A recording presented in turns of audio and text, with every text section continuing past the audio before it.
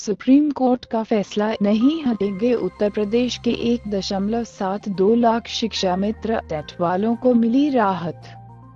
SC से राहत, नहीं हटेंगे यूपी के 1.72 लाख शिक्षा मित्र टेट वालों को भी राहत। उत्तर प्रदेश में शिक्षा मित्र के समायोजन पर सुप्रीम कोर्ट ने ऐतिहासिक फैसला सुनाते हुए कहा कि समायोजित किए गए 1.72 लाख शिक्षा मित्र नहीं हटाए जाएंगे। शिक्षा मित्रों को पास करनी होगा, शिक्षक पात्रता परीक्षा पास करनी होगी। उन्हें 2 भर्तियों के अंदर परीक्षा पास करनी होगी। इसमें उन्हें अनुभव का भी वेटेज मिलेगा। इसके साथ ITET यूपी TET 72,825 प्रशिक्षु शिक्षकों की भी नौकरी से खतरा टल गया है। कोर्ट से उन्हें राहत मिली है। उनका अकादमिक रिकॉर्ड देखा जाएगा। देश भर में चल रहे शिक्षा मित्रों के विरोध की सभी खबरें यहाँ पढ़ें। बता दें कि उत्तर प्रदेश में 1.72 लाख शिक्षा मित्रों को सहायक शिक्षक के तौर पर समायोजित करना है। इलाहाबाद हाई कोर्ट ने शिक्षा मित्रों का समायोजन निरस्त कर दिया था। इस फैसले के खिलाफ शिक्षा मित्र सुप्रीम कोर्ट पहुँचे थे। 17 मई को सुप्रीम कोर्ट ने शिक्षा मित्रों पर अपना फैसला सुरक्षित रख लिया था। सुप्रीम कोर्ट ने कहा था कि जो भी पक्षकार लिखित रूप से अपना पक्ष रखना चाहता है वह 1 हफ्ते के भीतर रख सकते हैं। शिक्षा मित्रों की ओर से सलमान खुर्शीद, अमित सिब्बल, नितेश गुप्ता, जयंत भूषण, RS सूरी सहित कई वरिष्ठ वकीलों ने अपनी ओर से दलीलें पेश की थी। शिक्षा मित्रों की ओर से पेश अधिकतर वकीलों का कहना था कि शिक्षा मित्र वर्षों से काम कर रहे हैं, लेकिन अब तक उनका भविष्य अधर में है। ऐसे में उन्हें सहायक शिक्षक के तौर पर जारी रखा जाए। साथ ही उन्होंने सुप्रीम कोर्ट से गुहार लगाई कि वह संविधान के अनुच्छेद 142 का इस्तेमाल कर शिक्षा मित्रों को राहत प्रदान करें। शिक्षा मित्र स्नातक BTC और TET टेट पास हैं। कई ऐसे हैं जो करीब 10 सालों से काम कर रहे हैं। वहीं शिक्षा मित्रों की ओर से पेश वकील ने कहा कि यह कहना गलत है कि शिक्षा मित्रों को नियमित किया गया है।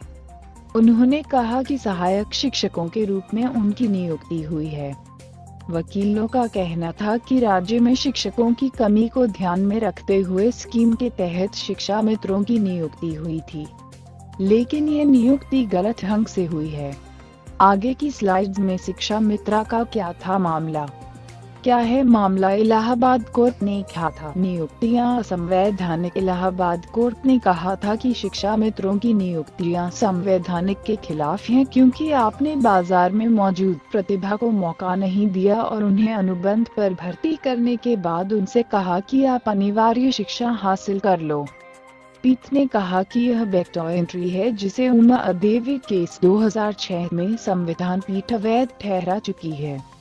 इलाहाबाद हाई कोर्ट ने सितंबर 2015 शिक्षा मित्रों की नियुक्तियों को अवैध ठहरा दिया था, जिसके बाद सुप्रीम कोर्ट ने दिसंबर में इस आदेश को स्टे कर दिया था।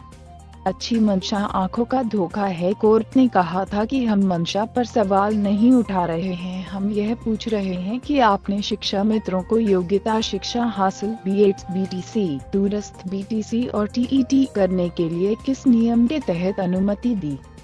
क्या आपने इसके लिए कोई विज्ञापन निकाला था? क्या कोई चयन प्रक्रिया तय की थी?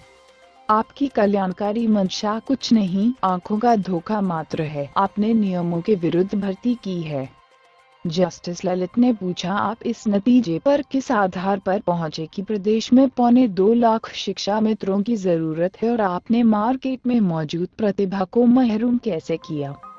क्या इसे निष्पक्ष प्रतियोगिता कहा जा सकता है? आप कह रहे हैं इसे किसी ने चुनौती नहीं दी। जब तक ये अनुबंध था किसी को समस्या नहीं थी, लेकिन जब आप नियमित करने लगे तक समस्या हुई। बिना विज्ञापन आप नियमित कैसे कर सकते हैं? कोर्ट मामले को आज की समाप्त करना चाहता था, लेकिन कुछ शिक्षा मित्रों की ओर से वरिष्ठ अधिवक्ता राम जेठमलानी ने वह कुछ बहस करेंगे। उन्होंने हाई कोर्ट के फैसले को बचकाना बताया और कहा कि उन्होंने यह नहीं देखा कि शिक्षा मित्र रखने को उद्देश्य दूरदराज के क्षेत्रों में शिक्षा देना था। उन्होंने कहा कि हाई कोर्ट ने फैसला देते समय एक भी शिक्षा मित्र को नोटिस नहीं दिया था। कोर्ट का समय पूरा होने के कारण बहस पूरी नहीं हो सकी, इसलिए कोर्ट ने मामला कल तक के लिए स्थगित कर दिया।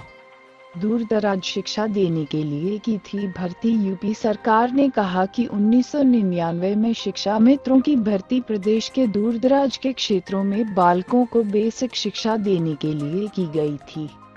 यह एक कल्याणकारी कदम था।